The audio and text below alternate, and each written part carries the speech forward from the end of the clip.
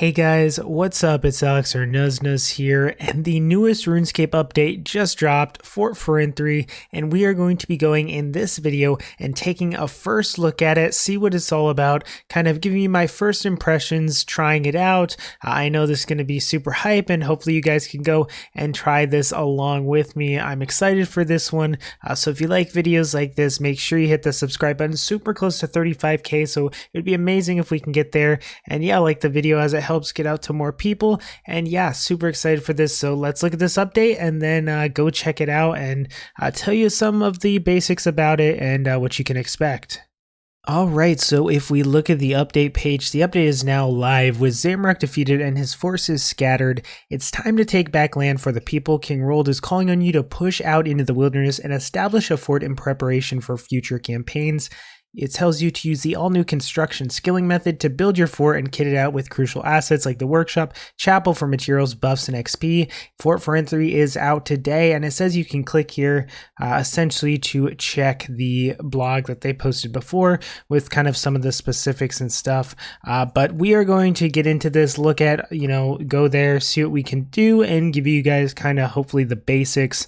And yeah, I'm really excited for this. All right, so when you log in, essentially what you'll want to do is you'll want to go to King Rold in Varrock to start the New Foundations quest, and you'll want to click the Start New Foundations symbol that's on the ground. I'll give you guys a little bit of a quest guide here. Quest guides aren't my forte, so it's not going to be, it might not be the perfect quest guide, but I'm going to show you guys exactly what I did for the quest and how you get started.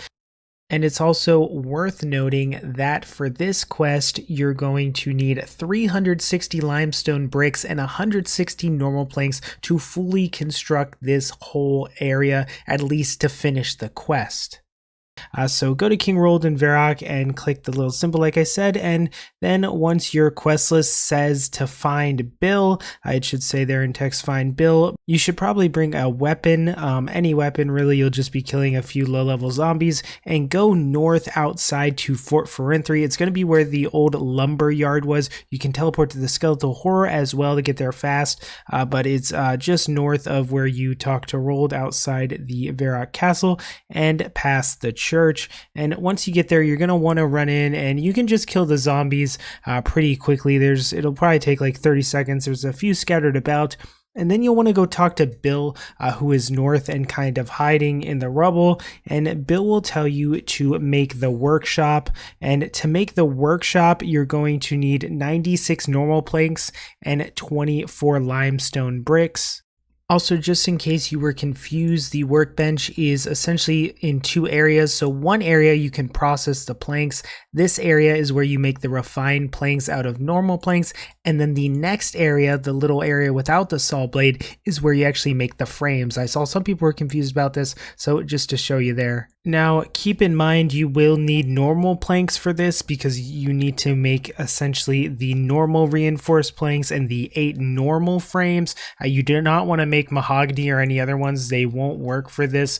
So protein planks also do work, so that's good to know. So if you have protein planks, it can make things a lot easier. You don't have to go buy those planks or anything, but you want to go west to the workshop area and you'll see a sawmill. You want to use a sawmill to make reinforced planks. You need to make 24 of these, and once you get the 24 reinforced planks, then you can make 8 normal frames. So you make the 8 normal frames, and after this you need to get 24 limestone bricks. You can actually trade Bill and get some as well, and you want to make 6 stone wall fragments, and you'll be doing this over at the stone cutter. This will go very fast, way faster than making the planks. So now that you have the 8 frames and the 6 stone wall fragments, you'll want to go to the table and make the blueprint for the workshop. Now that you have all these and you made the blueprint, you'll get a message from Bill to start building at the hotspots. Make sure you go to the sparkly hotspots, as it'll be faster and give you more progress. So click on the yellow sparkly hotspots and essentially just wait until the bar above your head fills up all the way. It's kind of like how archaeology works with the sprite. You follow the sparkly hotspots and then your workshop will be built. After this, you want to go back and talk to Bill again.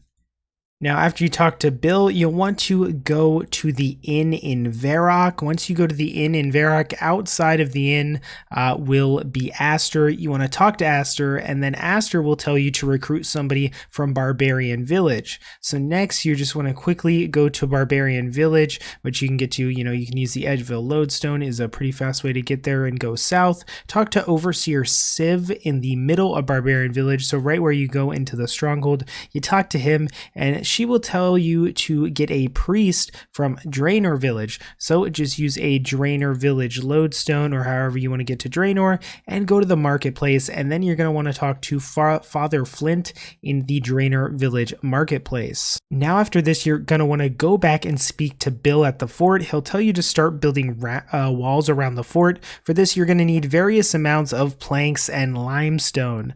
So essentially, you go and you make a blueprint at the work table, and then you'll go to that section of the wall and do the same thing you did for the workshop, where there's that little sparkly hotspot, and you build on it. And essentially, you have to do this for the entire place. You have to make all those blueprints and build all the walls over the entire place. It's gonna take you a while, probably gonna take you around an hour or so. So yeah, this isn't a very quick and speedy thing. It will take you quite a while, so just go around and keep doing this. The sparkly ones are really going to speed it up. If you examine them, it says I can gain increased progress towards my building here, so make sure you're using those yellow hotspots if you want it to go the fastest. Alright, so after this, after you build everything, you go and talk to Bill, and then quests will be complete, and now you can finally actually work on Fort Forinthry and build stuff. So for example, you can first start out by building a lodestone. I'm going to show you how you do it here real fast. So all you need is limestone bricks. And as you can see here, you use 10 and you can build a lodestone. And there you go. Now you've built the Fort Forinthry lodestone, but what you need to do is you have to actually go and make it. So as you can see here, if we come outside, you can build on the construction hotspot like you would anything else, and you can build your lodestone here, which essentially you can go and do the same thing you just did for the entire fort, but now you can actually build some of this stuff that actually makes this fort nice and useful. Alright, so there is the lodestone for Fort Forinthry, and as you can see now, you kind of have the option to just build out some of the stuff. So I know a lot of people have gone over it before. I'll link the page that actually shows everything that you can make. So this shows your construction levels that you need for all this. So like workshop tier 3, you need level 80 construction, tier 2, 40, tier 1, you can make that right away. Then you have the town halls, town hall tier 1, tier 2, tier 3, shows what you need. You need a lot of frames and wall fragments essentially, but most of the time seems to be spent actually building those hotspots because they do take a while. All right, so quickly here, I'm just going to go around some of the stuff and what you can get from building things. So now that you've done the quest, you can build stuff like the town hall. So the town hall collects rested XP, and this turns to bonus XP in the fort. You'll also access a bank NPC, and essentially 1% of a small star generated per 15 minutes logged out from anywhere, 1% of a small star every 3 minutes for skilling in the fort, and you have a 5-star cap.